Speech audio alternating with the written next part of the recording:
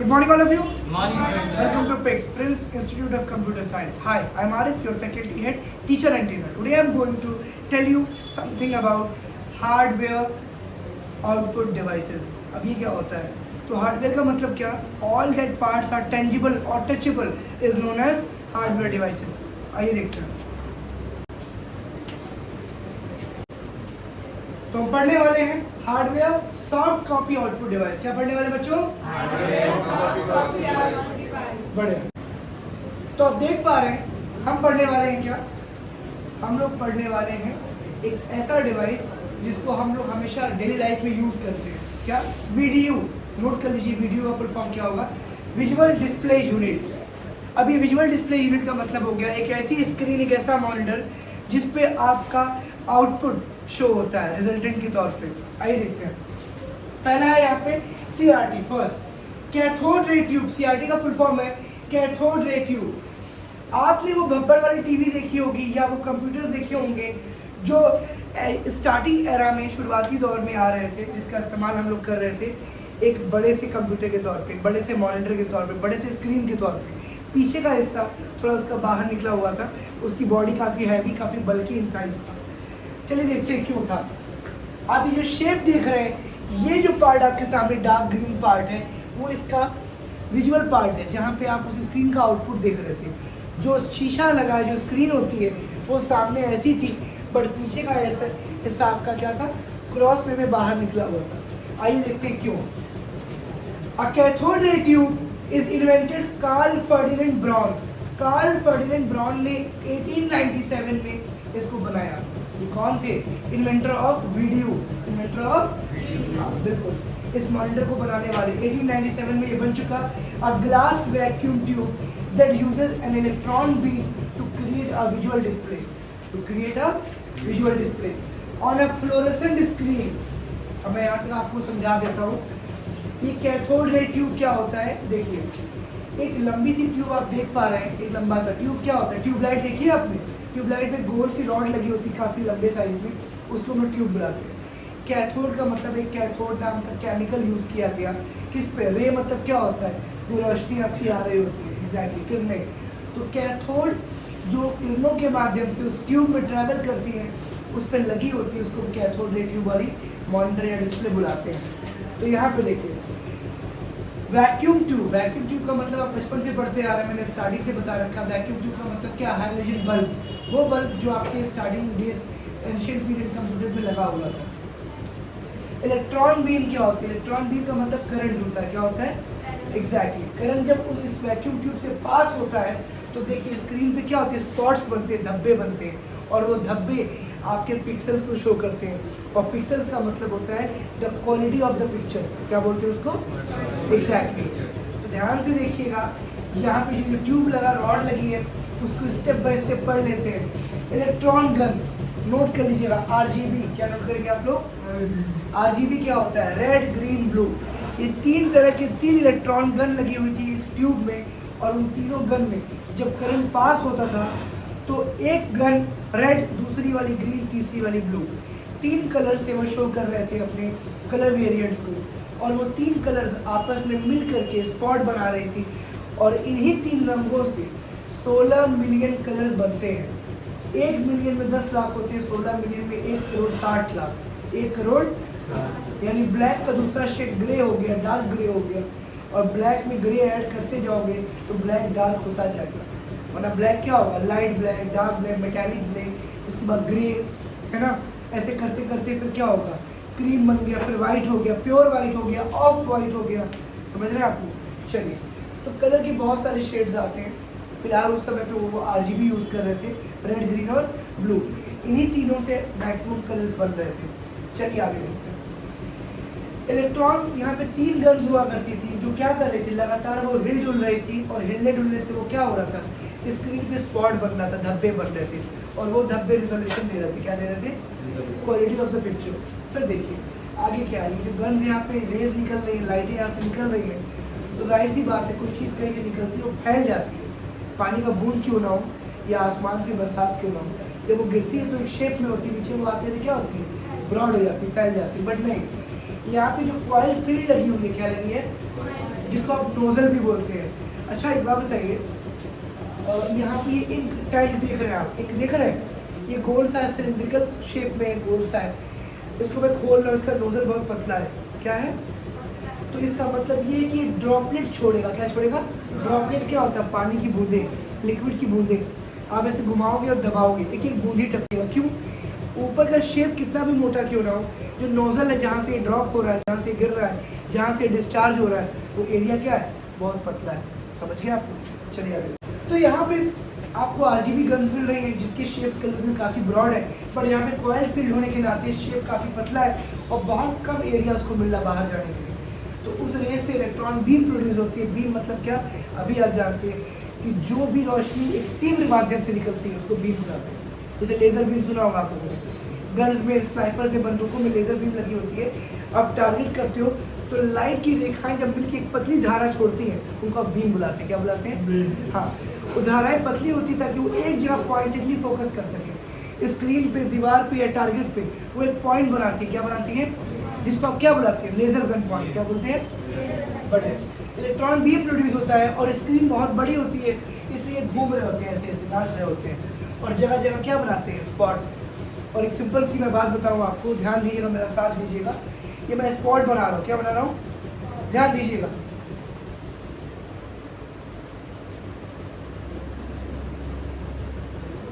क्या बन गया ये? ए। कैसे मालूम? Multiple spot different different areas पे। स्पॉट बहुत क्लोज होगा तो क्या हो जाएगा? आपको प्रॉपर ए दिखेगा, प्रॉपर आपको ए। मैं इसकी स्पॉट्स भर रहा हूँ। स्पॉट्स क्या कर रहा हूँ? अभी विजिबिलिटी क्लियर हुई? ये स्पॉट मैं भर रहा हूँ उसको बोलते हैं पिक्सल्स। यूट्यूब पे जो आप 360 पिक्सल करते हैं, 480 करते हैं, 1080 करते हैं, तो पिक्सल्स क्या होते हैं? ज़्यादा मात्रा में बढ़ते हैं। मात्राएं बढ़ने का मतलब जो पिक्सल, जो छेद दूर दूर है, जो स्पॉट दूर दूर है, वो क्लोज आ जाते हैं। क्या आते हैं? तो जब मॉलिक्यूल्स क्लोज आ जाएंगे तो क्या होगा?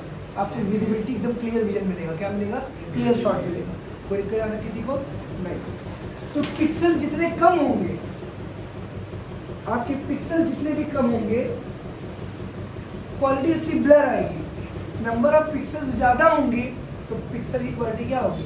हाइजीन होगी, काफ़ी साफ सुथरी होगी। कोई दिक्कत आता? आइए नीचे देखते हैं। The tube converts electrical signal into images।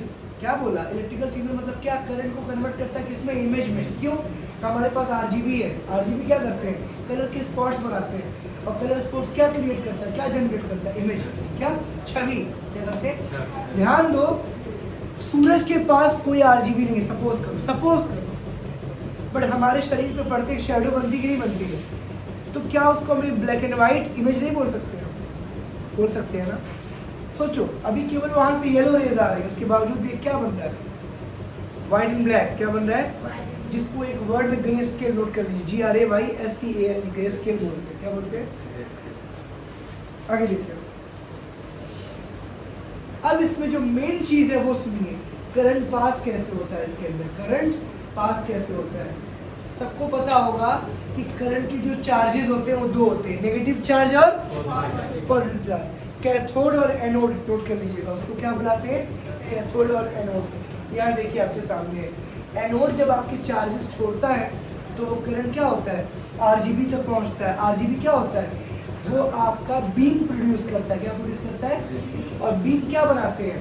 Beam आपके कन्वर्ट होते हैं किसमें? सिग्नल्स में, और सिग्नल बनाते हैं इमेजेस। क्या बनाते हैं? इमेजेस, छवि बनाते हैं। चलिए आगे देखो, इसके आगे अब ये क्या लिख रहा है? ओके, यहाँ पे कहता है the tube converts electrical signal into images bye directing the electron beam. Electron beam को क्या करता है? डायरेक्ट करता है कि तुम ऐसे ऐसे कन्वर्ट करो, मैं तुमको क्या करूँगा? प्रॉपरली पूरा मूवेबल कन्वर्जन कर दूंगा। फिर देखिए, to a phosphorus coated screen. अभी क्या? फास्फोरस नाम का एक केमिकल पाउडर होता है जो उस पर कोट किया। कोट मतलब क्या होता है? लेयरिंग की जाती है। क्या की जाती है? लेयरिंग की जाती है। आगे देखिए, where the beams energy is converted. जो बीम की एनर्जी थी वो कन्वर्ट कर दी जाती, बदल दी जाती, तब्दील कर दी जाती है इनटू विजिबल लाइट, रोशनी में। किसमें? Visible light. The beam's path is deflected by electric or magnetic field and deflecting plates to create a trace on the screen। समझाता हूँ। आप लोग घर में रोशनी लाने के लिए क्या करते हैं? केवल बिजली की वायरिंग करवाते हैं? या बिजली की वायरिंग एक होल्डर से जोड़ते हैं और होल्डर में एक बल्ब लगाते हैं, और बल्ब में क्या होता है सबको पता है, फिलामेंट होता है नहीं होता है, उसमें क्या नेगेटिव और पॉजिटिव दो चार्जेस बने होते हैं। बल्ब के नीचे के साइड पे दो पॉइंट्स होते हैं जो होल्डर के दो पॉइंट में टच होते हैं, और क्या होता है जो आपका करंट है वो क्या फॉर्म लेता है, लाइट बन जाता है, और लाइट क्या करता है आपको ग्लो प्रोड्यूस करता है, रोशनी प्रोड्यूस करता है। समझ रहे आपको? चलिए आगे देखते हैं। आइए देखते हैं कॉइल क्या होता है। आपने कैथोड एनोड तो जान लिया कि negative charge positive charge, current में दो तरह के चार्जेस होते हैं, एक मेल एक फीमेल, एक घटाना एक बढ़ाना, वो दोनों क्या करते हैं बैलेंस बनाए रखते हैं और लाइट प्रोड्यूस होती है। ठीक है, कॉइल क्या होता है? Horizontal yoke coil is a coil that causes RGB electron beam of the CRT to deflect in a horizontal direction. अब ध्यान दीजिएगा, ये जो कॉइल वर्टिकली खड़ा है, वर्टिकल मतलब क्या खड़ा, हॉरिजॉन्टल मतलब क्या लेटा, ये कॉइल आपका वर्टिकली खड़ा है, इसी वजह से RGB जो इलेक्ट्रॉन गर्ल्स होती है, जो इलेक्ट्रॉन प्रोड्यूस कर रही होती है, वो सब के सब यहाँ पर क्या होते हैं हॉरिजॉन्टली प्रोड्यूस होते हैं। कैसे प्रोड्यूस होते हैं? चलिए अगर मैं यहाँ पे एक हाथ थोड़ा सा हो गया, मैं पेपर के माध्यम से बताता हूँ।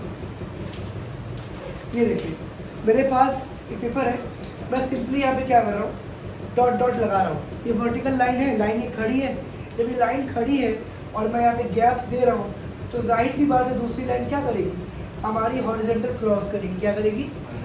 अब ये लाइन लेट करके जब पास क्रॉस थ्रू करेगी तो एक कंप्लीट ब्रेसेस बनेंगे। क्या बनेंगे? और ये क्या कर रहे हैं दूसरे को काट रहे हैं बराबर से। क्या कर रहे हैं? तभी उसके बचे हुए स्पेस से हमारे इलेक्ट्रॉन गन से जो बीम निकलेगा वो प्रॉपर्ली स्पॉट क्रिएट करेगा, क्योंकि वो क्या है हॉरिजॉन्टल है, स्क्रीन आपकी हॉरिजॉन्टल प्रोड्यूस हो रही है, कॉइल आपका वर्टिकल खड़ा है। क्या खड़ा है? वर्टिकल खड़ा है। चलिए इसके आगे देखते हैं। अब वो क्या बोलना चाह रहा है? एनोड की बात कर रहे हैं। In a cathode ray tube CRT an anode is a positive charge. Anode क्या है यहाँ पे? Positive charge. तो कैथोड क्या होगा? Negative charge.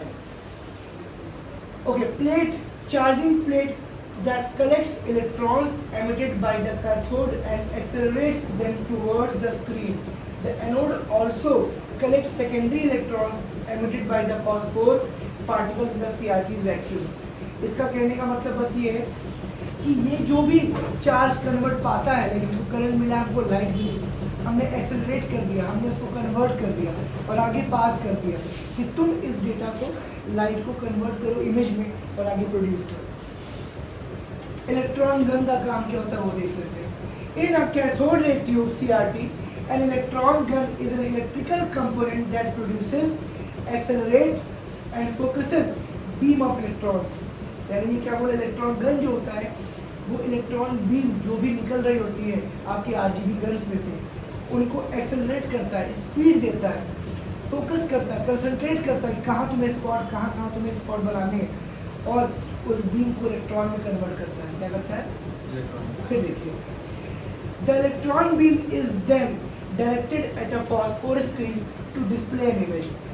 उसके बाद जो इलेक्ट्रॉन बीम होती है वो डायरेक्ट की जाती है, वो दिशा निर्देश की जाती है कि आपको उस फॉस्फोरस उस केमिकल में कोटेड स्क्रीन पर इमेज कहाँ दिखानी है, क्योंकि आपको पता है स्क्रीन पे क्या लगा होगा, फॉस्फोरस नाम की केमिकल की कोटिंग लगी है। वो जो केमिकल है, वो जो पाउडर है, वो किस पे लगा हुआ? इस स्क्रीन पर लगा हुआ है। तो इलेक्ट्रॉन RGB गर्ल्स डिसाइड करेंगे इमेज बनाने के बाद कि हमें इमेज कहाँ कहाँ दिखानी है। समझाता हूँ। मेरे पूरी बड़ी सी स्क्रीन पे मैंने ये फोटो किसी और कलर का बनाया ना, तो RGB का जो सेंसेशन होगा, RGB का जो कलर मिक्सचर होगा, वो केवल इसी पार्ट पे काम कर रहा है। यानी बहुत सारी किरणें जो प्रोजेक्टर से निकल रही हैं वो ब्लू, स्काई ब्लू पे फोकस यहाँ कर रही हैं, बाकी सब क्या डार्क ब्लू, क्या है नेवी ब्लू, यस और नो। यहाँ वाइट है, यहाँ वाइट है। तो जो मैंने स्क्रीन पे जहाँ जहाँ कलर मिक्सचर डाला है वहाँ वहाँ स्पॉट कर रही है। यहाँ ब्लू का मात्रा ज़्यादा है, स्काई ब्लू का कम है, वाइट का बहुत कम है, यस और नो। तो क्या हो रहा है, ये RGB की जो मात्राएं हैं वो इतने एरिया पे ज़्यादा काम कर रही है, इस पे बहुत ज़्यादा काम कर रही है, इस पे लाइटली काम कर रही है। समझिए आप? तो ये कौन तय करेगा? इलेक्ट्रॉन गन्स तय करेंगे कि हमें कहाँ कहाँ एनर्जी प्रोड्यूस करती है, हमें कहाँ कहाँ पे एनर्जी प्रोड्यूस करती है। ठीक है, कैथोड एनोड इसमें करंट पहुँचाने और पास करने का काम करते हैं, RGB इसमें तय करती है कि कहाँ कहाँ बीम को कन्वर्ट करना है इमेज में, और फास्फोरस स्क्रीन इस बात को सुनिश्चित करती है कि स्क्रीन पे हमें कहाँ दिखाना और क्या दिखाना है। ठीक है, चलिए। आइए इसको एक करीब से हम देखते हैं। फॉस्फोरस कोटेड स्क्रीन क्या होती है, मैंने बार बार इसका नाम लिया है, आइए उसको देखते हैं वो काम कैसे करता है। Phosphorus coated screen is a cathode ray tube, is the inner surface, अंदरूनी सतह of the CRT face plate that is coated with a phosphorus material. When an electron beam from the CRT electron gun hits the phosphor absorbs the electron's energy and then re-emits some or all that energy as light. यानी कि जब CRT monitor पे जब screen पे RGB की electron beam यानी वो रोशनी पड़ती है तो फॉस्फोरस नाम का जो उसमें केमिकल लगा है उसे सोख लेता है, सारी ताकत क्या करता है, एब्जॉर्ब कर लेता है, समा लेता है।